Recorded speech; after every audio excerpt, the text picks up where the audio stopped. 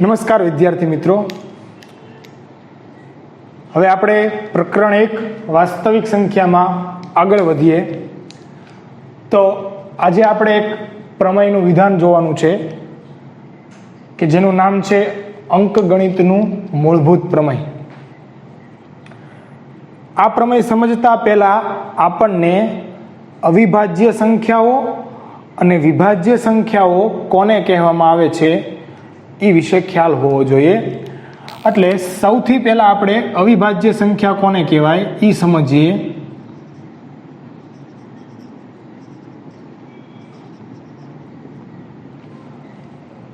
અવિભાજ્ય સંખ્યા એટલે કે જે સંખ્યાના અવયવ તે પોતે અને એક હોય એવી સંખ્યાને શું કહેવામાં આવે છે? અવિભાજ્ય સંખ્યા કહેવામાં આવે છે. જે સંખ્યાના અવયવો એક અને તે સંખ્યા પોતે હોય તેવી સંખ્યાને અવિભાજ્ય સંખ્યા કહે છે.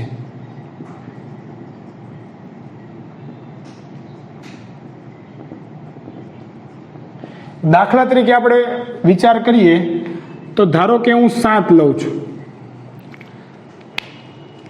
આ 7 જે સંખ્યા છે એના તમે અવયવ પાડો તો 7 એકા 7 એટલે કે 7ના અવયવો અમારે લખવા હોય, 7ના અવયવો એટલે એ માત્ર 7 અને 1 થશે. એટલે કે 7ના અવયવો કયા થયા? તો કે તે સંખ્યા પોતે અને 1 એટલે કે માત્ર 2 જ અવયવો છે. કયા કયા? તો કે 1 અને તે પોતે સંખ્યા. એ જ રીતે હું 5ના અવયવ બોલું તો 5ના અવયવ આપણે વિચારીએ તો 5ના અવયવો આવશે 5 અને 1, કારણ કે બીજા તો અવયવ પડતા નથી. એટલે આપણે જોઈ શકીએ છીએ તો કે અહીંયા 5 છે એના અવયવો તે સંખ્યા પોતે અને 1 છે. એટલે કે જે સંખ્યાના અવયવો 1 હોય અને તે સંખ્યા પોતે હોય તો તેવી સંખ્યાને આપણે કેવી સંખ્યા કહેવામાં આવે છે? તો કે અવિભાજ્ય સંખ્યા કહેવામાં આવે છે. હવે જોઈએ તો અવિભાજ્ય સંખ્યામાં કોનો કોનો સમાવેશ થાય છે? તો કે સૌથી પહેલા 2 ના ભાગ પાડો એટલે કે 2ના અવયવ કયો? તો કે 2 અને 1, એની સિવાયના બીજા અવયવ પડે નહીં. ત્યારબાદ 3 તો 3ના અવયવ પાડો તો 3 એકા 3 એટલે 3 અને 1, એની સિવાયના બીજા અવયવ આવે નહીં. ત્યારબાદ 4 વિશે વિચારીએ તો એના ટોટલ 3 અવયવ આવે. 4ના અવયવ તમને પૂછવામાં આવે તો 4ના અવયવો કયા કયા આવશે? તો એક તો 4 આવશે, એક 1 આવશે અને ત્રીજો 2 આવશે. એટલે ટોટલ અહીંયા કેટલા અવયવ મળ્યા? 3 અવયવ મળ્યા. એટલે 4 છે એ અવિભાજ્ય સંખ્યામાં આવે નહીં. અવિભાજ્ય સંખ્યામાં માત્ર 2 જ અવયવ હોય. હવે આપણે વિચારીએ તો 5, પછી 7, પછી 8 તો કે નહીં, 9 તો કે નહીં, 3 તેરી 9 અવયવ પડે. પછી 10 તો કે નહીં, 11 તો કે હા, 11 એકા 11, બીજા એકે અવયવ પડતા નથી. ત્યારબાદ 13, ત્યારબાદ 17, 19, 23, 31, આવી ઘણી બધી સંખ્યાઓ છે કે જેને આપણે અવિભાજ્ય સંખ્યાઓ કહીએ છીએ. ત્યારબાદ આપણે વિભાજ્ય સંખ્યા વિશે ચર્ચા કરીએ. તો વિભાજ્ય સંખ્યા છે એમાં આનીથી ઉલટું આવશે કે જેના અવયવ છે એ 2 કરતાં વધારે હોય. જે સંખ્યાના અવયવ કેટલા હોય? તો કે 2 કરતાં વધારે હોય એને વિભાજ્ય સંખ્યા કહેવામાં આવે છે. એટલે કે વિભાજ્ય સંખ્યા તો કે જે સંખ્યાના અવયવો 2 કરતાં વધારે હોય, 2 કરતાં વધારે હોય તેવી સંખ્યાઓને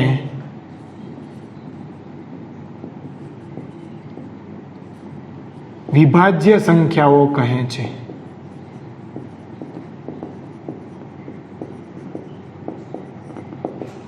દાખલા તરીકે 4 લઈએ તો 4ના અવયવ વિચારીએ તો 1 આવશે, 2 આવશે અને 4 આવશે. એટલે કે 3 અવયવ આવ્યા, એટલે 2 કરતાં કેટલા આવ્યા? વધારે. એટલે એ સંખ્યા કઈ થાય? વિભાજ્ય. ત્યારબાદ 6, તો કે 6ના અવયવ બોલો, તો કે 1 આવશે, ત્યારબાદ 2 આવશે, 3 આવશે અને 6. આ ટોટલ 4 અવયવ આવશે. એટલે 6 છે એ વિભાજ્ય સંખ્યા થશે. ત્યારબાદ 8, 8ના અવયવ તો કે 1, 2, 4 અને 8. એટલે ઘણા બધા અવયવ આવ્યા. ત્યારબાદ 9, 9ના અવયવ બોલીએ તો કેટલા આવશે? તો કે 1, 3 અને 9. ત્યારબાદ 10, 12, 14, પછી 15, 16, 18, 20, 21, 22, 24, 25. આવી ઘણી બધી સંખ્યાઓ છે કે જેને આપણે વિભાજ્ય સંખ્યા કહેવામાં આવે છે. એટલે કે સિમ્પલ વ્યાખ્યા વિચારીએ તો કે જે સંખ્યાના અવયવો પાડો અને 2 કરતાં વધારે હોય એવી સંખ્યાને આપણે વિભાજ્ય સંખ્યાઓ કહીએ છીએ. હવે આપણે અંકગણિતનું મૂળભૂત પ્રમેય છે એનું વિધાન વાંચીએ તો કે દરેક વિભાજ્ય સંખ્યાને તેના અવયવોના ક્રમને અવગણીને તો આપણે અવિભાજ્ય સંખ્યાઓના ગુણાકાર તરીકે અનન્ય રીતે દર્શાવી શકીએ છીએ. દરેક વિભાજ્ય સંખ્યા હોય, કોઈ પણ વિભાજ્ય સંખ્યા હોય, એને તેના અવયવોના ક્રમને અવગણીને અવિભાજ્ય સંખ્યાઓના ગુણાકાર તરીકે અનન્ય રીતે લખી શકાય છે. ધારો કે હું સંખ્યા લઉં છું 74. હવે આ 74ના આપણે અવયવ પાડીએ તો સૌથી પહેલા 74ના અવયવ આપણે અવયવ વૃક્ષની રીતે પાડીએ અવિભાજ્ય સંખ્યા મુજબ. એટલે 74ને આપણે 2 વડે ભાગી શકીએ. હવે 2 વડે શા માટે ભાગી શકીએ? તો ખાસ યાદ રાખજો, કોઈ પણ બેકી સંખ્યા હોય એને આપણે હંમેશા 2 વડે ભાગી શકીએ. કોઈ પણ બેકી સંખ્યા હોય એને હંમેશા કેટલા વડે ભાગી શકીએ? 2 વડે ભાગી શકીએ. એટલે 74 છે એ કઈ સંખ્યા છે? તો કે બેકી સંખ્યા છે. એટલે સૌથી પહેલા કેટલા વડે ભાગીએ? 2 વડે. તો 74ને આપણે 2 વડે ભાગીએ એટલે આવશે 37. 37 દુ કેટલા થશે? હવે 37ના ભાગ પડશે? 37ના ભાગ પડશે તો કે નહીં પડે. કારણ તો કે 37 છે એ કઈ સંખ્યા છે? અવિભાજ્ય સંખ્યા છે. એટલે 37ના હવે ભાગ પડશે નહીં. એટલે 74 બરાબર મારે લખવું હોય તો 74 બરાબર શું લખી શકાય? તો કે 2 ગુણ્યા 37. એટલે 74ના અવયવ કયા થયા? તો કે 2 અને 37. એટલે આપણે સંખ્યા 74 છે એના અવયવોના ક્રમને અવગણીને અવિભાજ્ય સંખ્યાઓના આ બંને સંખ્યા કેવી છે? તો કે અવિભાજ્ય સંખ્યા છે. 2 અને 37 કઈ સંખ્યા છે? તો કે અવિભાજ્ય સંખ્યા છે. એના ગુણાકાર સ્વરૂપે કોઈ પણ વિભાજ્ય સંખ્યાને આપણે દર્શાવી શકીએ છીએ.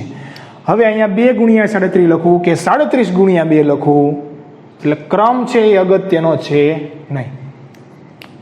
હવે તમને ધારો કે આ રીતે ઉદાહરણ આપ્યું છે કે 16 છે અથવા તો 32 છે. ચાલો 32 લઈએ. 32ના આપણે અવયવ પાડીએ તો સૌથી પહેલા 32 કઈ સંખ્યા? તો કે બેકી સંખ્યા, એટલે 2 વડે ભાગી શકાય. તો ચાલો 2 વડે ભાગીએ તો કેટલા આવશે? તો કે 16 દુને 32 એટલે 16 આવશે. ત્યારબાદ 16 કઈ સંખ્યા? બેકી સંખ્યા, એટલે પાછું 2 વડે ભાગી શકાય. 2 વડે ભાગો એટલે કેટલા આવશે? તો કે 8. ત્યારબાદ 8 કઈ સંખ્યા? તો કે બેકી સંખ્યા, એટલે હજી એને 2 વડે ભાગીએ તો 2 ચોક 8. હવે 4 હજી બેકી સંખ્યા છે તો હજી 2 વડે ભાગી શકાય, તો 2 દૂને 4. હવે 2 છે એ પાછી કઈ સંખ્યા છે? અવિભાજ્ય સંખ્યા છે, એટલે આગળ હવે તમારે ભાગ પાડવાના નથી.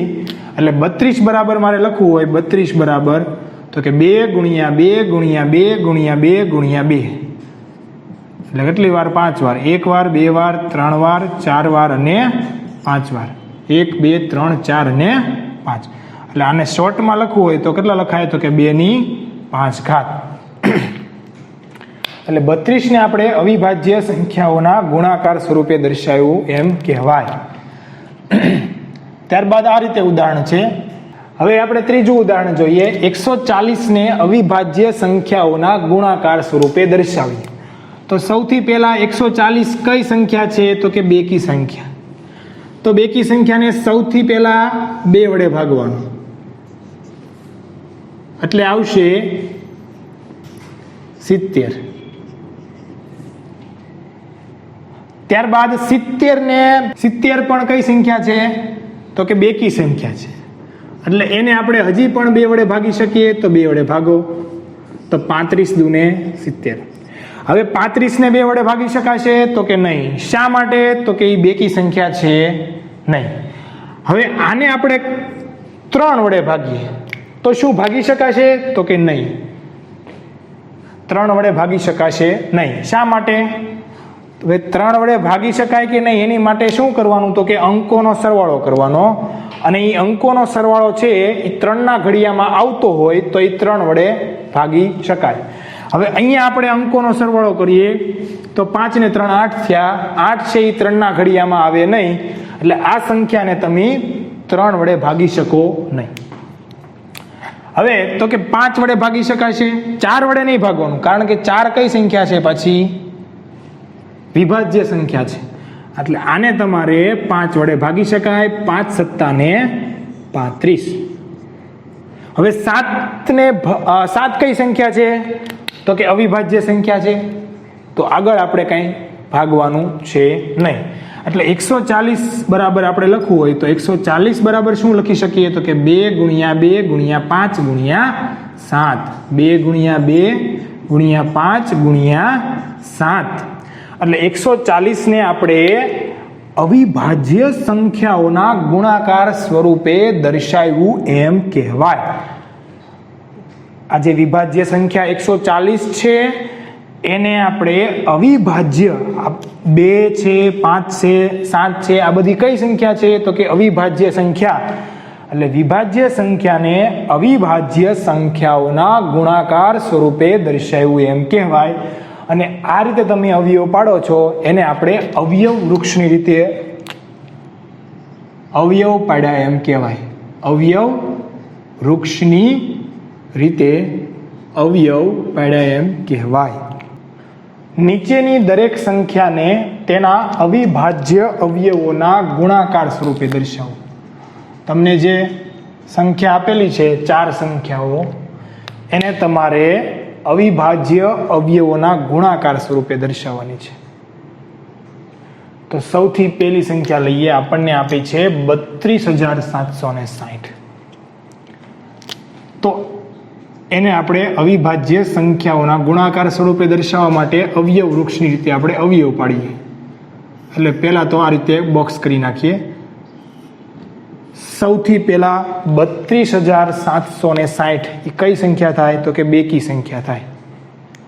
હવે બેકી સંખ્યા ખબર કઈ રીતે પડે કે બેકી સંખ્યા છે કે એકી સંખ્યા છે?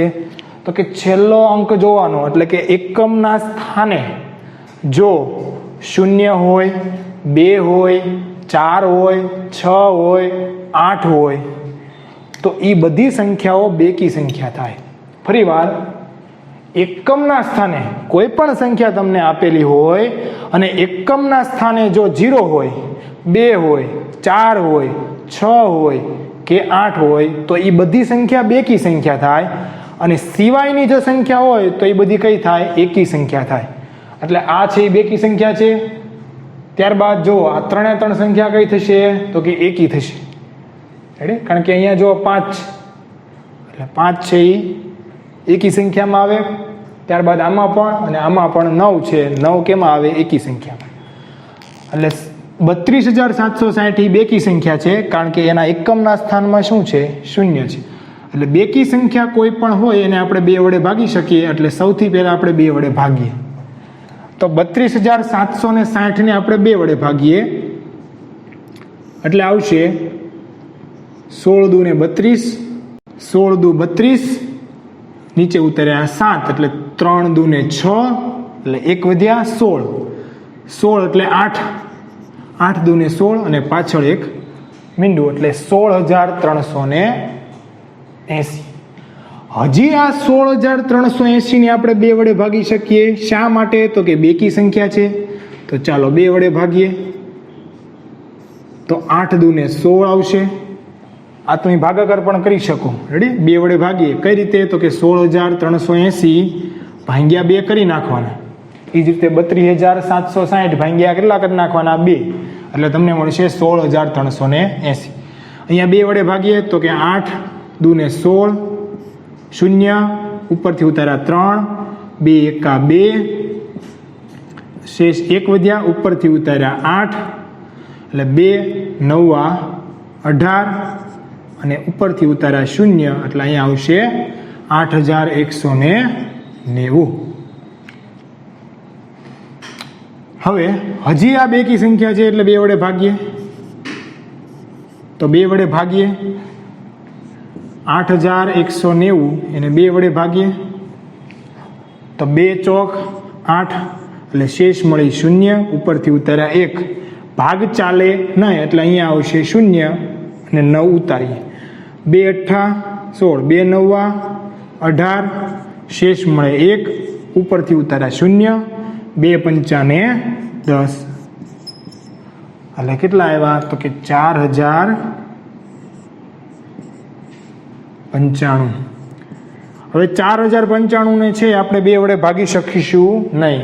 શા માટે? તો કે એકમના સ્થાને 0 નથી, 2 નથી, 4 નથી, 6 નથી કે 8 નથી.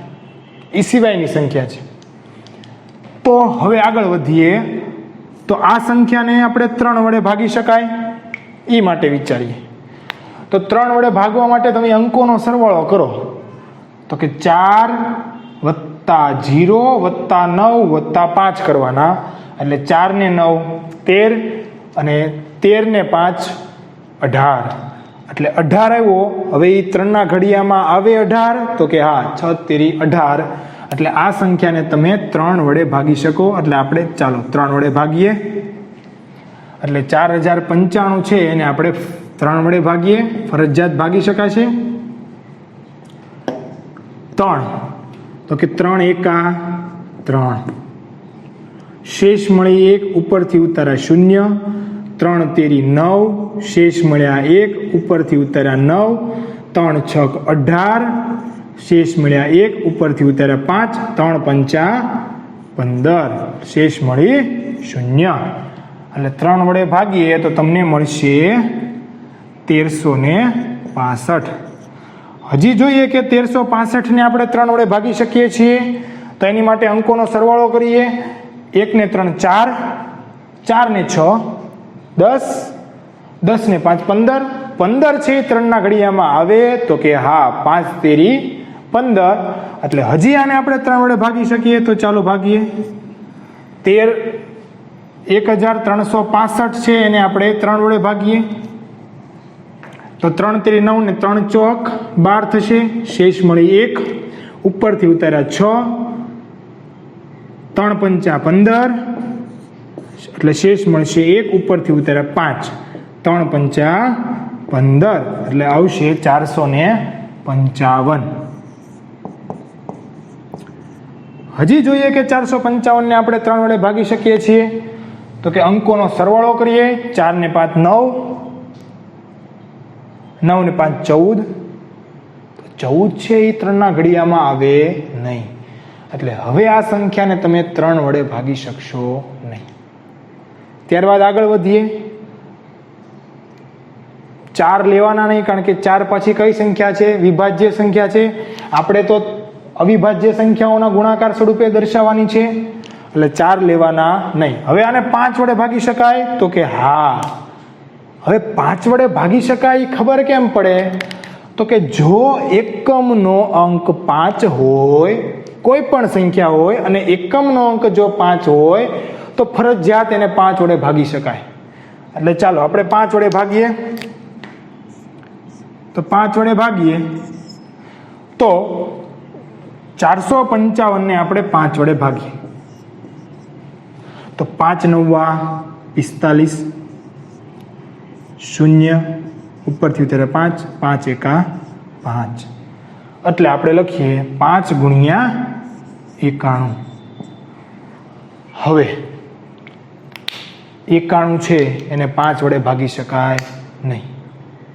હવે આગળ વધીએ તો કે 6 તો આવે નહીં, કારણ કે 6 પાછી કઈ સંખ્યા છે? વિભાજ્ય સંખ્યા છે. એટલે હવે 6 વડે તમારે ભાગવાનું નથી. હવે જોઈએ કે આને 7 વડે ભાગી શકાય તો કે હા. તો જોઈએ 91 ને આપણે 7 વડે ભાગી શકીએ છીએ કે નહીં એ જોઈએ. 91 ને 7 વડે, 7 પાછી અવિભાજ્ય સંખ્યા છે એટલે ભાગવી શકાય. હવે 7 1 7 આવશે, શેષ મળશે 2, ઉપરથી ઉતારે 1, 7 તેરી 21, એટલે 21 વડે એટલે શેષ 0 મળશે. એટલે 13 સત્તા ને 91 એટલે 7 ગુણ્યા 13 લખી શકાય. હવે 13 ને આપણે ભાગ પાડવાના નથી. શા માટે 13 ને ભાગ પાડવાના નથી? તો કે 13 કઈ સંખ્યા છે? અવિભાજ્ય, એટલે એના કાંઈ ભાગ પાડવાના નથી. અહીંયા છેલ્લે અંતિમ અવિભાજ્ય સંખ્યા આવી જાય પછી ત્યાંથી આગળ વધવાનું નથી. હવે મારે લખવું હોય કે 32,760 ને આપણે અવિભાજ્ય સંખ્યાઓના ગુણાકાર સ્વરૂપે મારે લખવું હોય તો કઈ રીતે લખવાનું? તો કે 2 ગુણ્યા 2 ગુણ્યા 2 ગુણ્યા 3 ગુણ્યા 3 ગુણ્યા 5 ગુણ્યા 7 ગુણ્યા 13. આ રીતે તમારે લખવાનું છે. 2 ગુણ્યા 2 ગુણ્યા 2 ગુણ્યા 3 ગુણ્યા 3 ગુણ્યા 5 ગુણ્યા 7 ગુણ્યા 13. અને આને મારે શોર્ટમાં લખવું હોય તો લખી શકાય 2 ની કેટલી ઘાત 3, કારણ કે 2 કેટલી વાર છે? 3 વાર, એટલે 2 ની 3 ઘાત.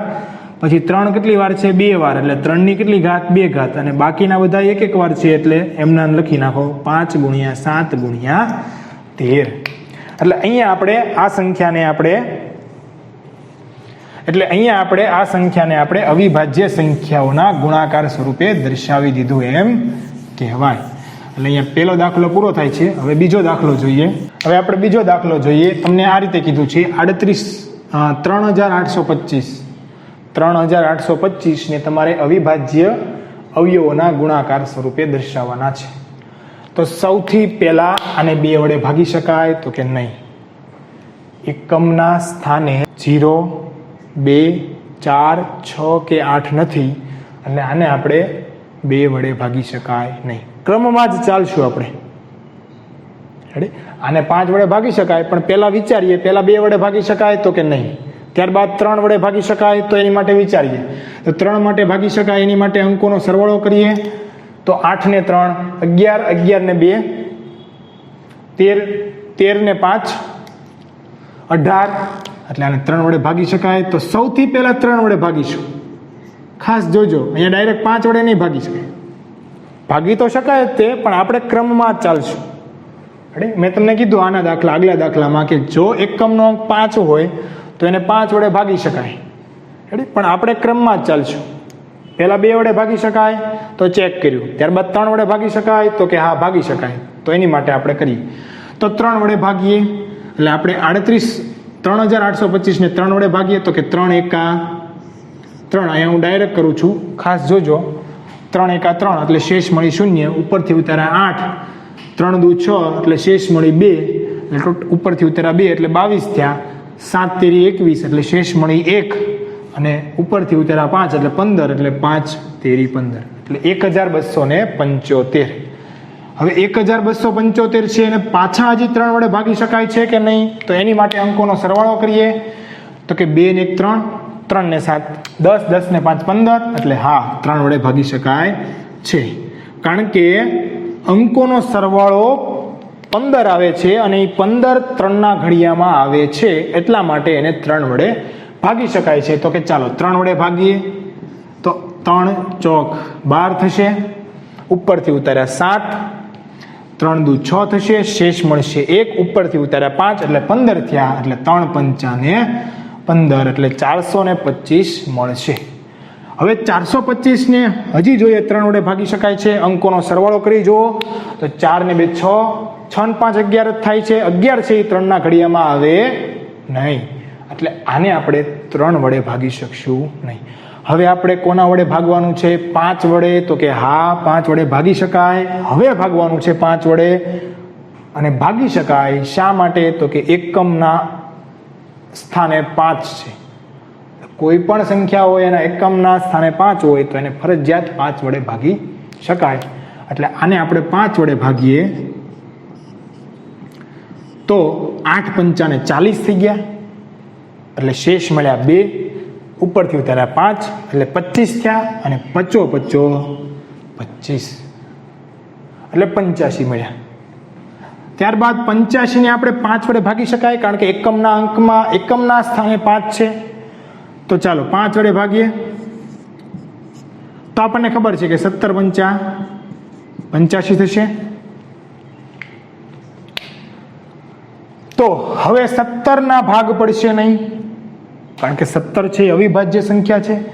એટલે અહીંયા આપણે અવયવ વૃક્ષની રીતે અવયવ પાડી દીધા. હવે આપણે લખવાનો વારો આવ્યો, એટલે આપણે લખી શકીએ 38 25 બરાબર 3 ગુણ્યા 3 ગુણ્યા 5 ગુણ્યા 5 ગુણ્યા 17, 3 ગુણ્યા 3 ગુણ્યા 5 ગુણ્યા 5 ગુણ્યા 17. અને આને શોર્ટમાં લખવું હોય તો 3 નો વર્ગ ગુણ્યા 5 નો વર્ગ ગુણ્યા 17. અહીંયા ખાસ ધ્યાન રાખજો, 5 નો વર્ગ 25 લખવાનો નથી. ઘણા શું કરશે કે 3 નો વર્ગ 9, 5 નો વર્ગ 25 અને આ 17. આ જવાબ ખોટો પડશે. તમારે અવિભાજ્ય સંખ્યાઓના ગુણાકાર સ્વરૂપે દર્શાવવાના છે, એટલે તમારે ફરજિયાત અવિભાજ્ય સંખ્યાઓ જ આવી પડે. 3 3 5 5 17. અહીંયા જો 9 અને 25 છે, એમાં 9 એ વિભાજ્ય સંખ્યા છે અને 25 પણ વિભાજ્ય સંખ્યા છે. એટલે આ જવાબ લખવાનો નથી કોઈએ. આ જવાબ અથવા તો આ જવાબ લખી શકો છો. ત્યારબાદ આપણે ત્રીજો દાખલો જોઈએ કે જેની રકમ છે 5005. તો સૌથી પહેલા 2 વડે ભાગી શકાશે નહીં. ત્યારબાદ 3 વડે ભાગી શકાય નહીં, કારણ કે અંકોનો સરવાળો 10 આવે છે. 10 છે એ 3 ના ઘડિયામાં આવે નહીં, 3 વડે ભાગી શકાય નહીં. ત્યારબાદ 5 વડે ભાગી શકાય. શા માટે ભાગી શકાય? તો કે કોઈ પણ સંખ્યા હોય એના એકમના સ્થાને જો 5 હોય તો એને ડેફિનેટલી 5 વડે ભાગી શકાય. એટલે આને 5 વડે ભાગીએ, એટલે થોડુંક અહીંયા લખું છું 5005, એને આપણે 5 વડે ભાગીએ તો તમને મળશે 1001. હવે 1001 ને આપણે ભાગવાના છે. હવે 1001 ને આપણે 5 વડે ભાગી શકવાના નથી. એની પછી આગળ અવિભાજ્ય સંખ્યાઓની શ્રેણી વિચારીએ તો કે 5 પછી 7 આવે. તો 1001 ને આપણે 7 વડે ભાગી શકીએ કે નહીં ચેક કરીએ રફમાં. 1001 ને 7 વડે ભાગી શકાય કે નહીં ચેક કરીએ. જો 7 વડે નહીં ભાગી શકાય તો આપણે 11 વડે ભાગશું. 11 વડે નહીં ભાગી શકાય તો 13 વડે ભાગશું. 13 વડે નહીં ભાગી શકાય તો 17 વડે ભાગશું. મતલબ કે તમારે અવિભાજ્ય સંખ્યા વડે જ ભાગવાનું છે. તો સૌથી પહેલા ચેક કરીએ રફમાં કે 7 વડે ભાગી શકાય છે કે નહીં. 7 એકા 7 એટલે શેષ મળી 3, ઉપરથી ઉતાર્યા 0. 7 ચોક ને 28 એટલે શેષ મળ્યા 2, ઉપરથી ઉતાર્યા 1 એટલે 7 તેરી ને 21. એટલે આપણે ફરી વાર ચેક કરીએ કે 1001 છે એને આપણે 7 વડે ભાગીએ તો 7 એકા 7 એટલે શેષ મળ્યા 3, ઉપરથી ઉતાર્યા 0. 7 ચોક 28, શેષ મળ્યા 2, ઉપરથી ઉતાર્યા 1. 7 તેરી 21 એટલે શેષ મળ્યા 0. એટલે 1001 ના મારે 7 વડે ભાગી શકાય છે તો કે હા, તો 7 લખીએ ને અહીંયા 143 લખીએ. હવે 143ના અવયવ પાડીએ. પહેલા તો જોઈએ કે પડે છે કે નહીં. રેડી? 5 7. હવે તમારે આગળ જ વધવાનું છે, પાછળ જવાનું નથી. હવે 143 છે ને તમે 2 વડે નહીં ભાગી શકો કે 5 વડે નહીં ભાગી શકો. હા, 7 વડે કદાચ ભાગી શકો તો એની માટે આપણે ચેક કરીએ. 143 ભાગ્યા 7 તો કે 7 દુ ને 14, 0 ઉપરથી ઉતાર્યા 3. ભાગ ચાલે નહીં એટલે પોઈન્ટમાં જવાબ આવશે, એટલે કે વિભાજ્ય છે નહીં. એટલે હવે આને તમે 5 વડે નહીં ભાગી શકો 143 ને. અહીંયા સુધી તો ક્લિયર. હવે 143 ને 7 વડે નહીં ભાગી શકીએ તો હવે કઈ અવિભાજ્ય સંખ્યા આવે? 7 પછીની અવિભાજ્ય સંખ્યા તો 11 આવે. ચાલો 11 વડે ચેક કરીએ ભાગી શકાય છે કે નહીં. તો 11 એકા 11 એટલે મળશે 3. ઉપરથી ઉતાર્યા 3, 11 તેરી 33 થઈ ગયા. લ્યો આ લ્યો ભાગી લઈએ, એટલે કે ભાગી શકાય છે. એટલે આને લખીએ 11 વડે ભાગી શકાય, એટલે કે 11 ગુણ્યા 13 કરીએ એટલે 143 મળે. હવે 13 ના ભાગ પાડીએ તો કે પડે નહીં ભાઈ, કારણ કે 13 અવિભાજ્ય સંખ્યા છે. એટલે અહીંયા આપણે હવે ફાઇનલ જવાબ લખવા જઈ રહ્યા છીએ તો કે 5005 બરાબર 5 ગુણ્યા 7 ગુણ્યા 11 ગુણ્યા 13. ઘણા વિદ્યાર્થી આનો ગુણાકાર કરશે, 7 5 35. એ રીતે કરવાનું નથી. આ રીતે અવિભાજ્ય સંખ્યાઓના ગુણાકાર સ્વરૂપે જ દર્શાવવાનું છે. હવે એની પછીનો છેલ્લો દાખલો ગણીએ, એટલે કે 7429 ને આપણે અવિભાજ્ય સંખ્યાઓના ગુણાકાર સ્વરૂપે દર્શાવવાનો પ્રયત્ન કરીએ. સાવ સિમ્પલ છે. સૌથી પહેલા કઈ સંખ્યા છે તો કે એકી સંખ્યા છે, તો આને 2 વડે ભાગી શકાશે નહીં. ત્યારબાદ અવિભાજ્ય સંખ્યામાં વિચારીએ તો કે 3 આવે, તો 3 વડે ભાગવા માટે અંકોનો સરવાળો કરીએ તો કે 7 ને 4 11, 11 ને 2 13, 13 ને 9 22. 22 છે એ 3 ના ઘડિયામાં આવે નહીં, એટલે કે આ સંખ્યાને તમે 3 વડે ભાગી શકશો નહીં. ત્યારબાદ આગળ વધીએ અવિભાજ્ય સંખ્યાઓમાં તો કે 5 આવે, તો આને તમે ડેફિનેટલી 5 વડે ભાગી શકો નહીં, કારણ કે એકમના સ્થાને 5 છે નહીં. કેટલા છે? 9 છે. હાલો આગળ વધીએ તો કે 7 વડે ભાગી શકાય છે કે નહીં એની માટે આપણે ચેક કરીએ તો કે 7429 ભાગ્યા 7 કરી તો કે 7 એકા 7 થઈ ગયા. શેષ મળી 0, ઉપરથી ઉતાર્યા 4. ભાગ ચાલતો નથી એટલે અહીંયા આવશે 0, ઉપરથી ઉતાર્યા 2. 7 6 42 થઈ ગયા, ઉપરથી ઉતાર્યા 9. 7 એકા 7 એટલે શેષ મળ્યા 2, એટલે કે 7 વડે ભાગી શકાતા નથી. ત્યારબાદ આપણે 11 વડે ચેક કરીએ, એક પછી એક ક્રમમાં ચાલતું રહેવાનું. 11 વડે ભાગીએ તો કે 11 6 66, એટલે વચ્ચે 8, ઉપરથી ઉતાર્યા 2. 11 7 77, એટલે વચ્ચે 5, ઉપરથી ઉતાર્યા 9. ભાગી શકાશે નહીં. ત્યારબાદ આપણે 13 વડે ભાગીએ, 13 5 65, એટલે શેષ મળી 9, ઉપરથી ઉતાર્યા 2. હવે 13 8 13 7 91 થશે. 13 7 91, શેષ મળી 1, ઉપરથી ઉતાર્યા 9. ભાગ ચાલશે નહીં, એટલે કે 13 વડે ભાગી શકાય નહીં. હવે આગળ વધીએ તો 13 વડે પછી કઈ આવે તો કે 17 વડે. તો 17 વડે ભાગીએ તો 17 વડે ભાગીએ 7429 ને 17 વડે ભાગીએ. 17 તેરી 51, 17 ચોક 7 ચોક 28, 17 ચોક 68, એટલે 17 ચોક 68. કેટલા વધ્યા તો કે 6, ઉપરથી ઉતાર્યા 2. 17 તેરી 51 થશે. બાદબાકી કરીએ, 2 માંથી 1 જાય એટલે 1, 6 માંથી 1 જાય એટલે 119. હવે 17